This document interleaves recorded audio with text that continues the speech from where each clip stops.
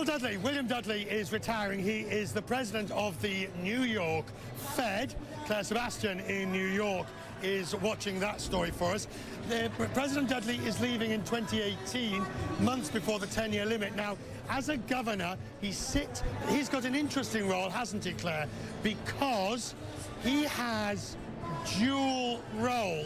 He's a president, he sits as a president, therefore as a governor, but because it's the New York Fed, which has got the open markets within it, he has a permanent seat as governor.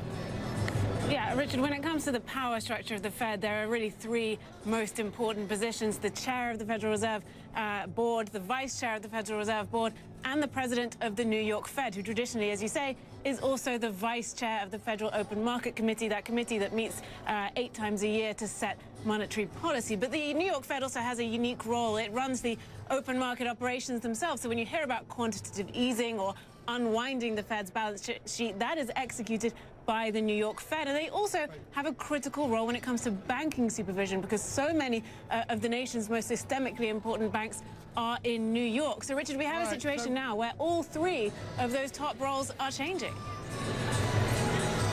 And Donald Trump will get the chance to appoint. Who appoints the New York president?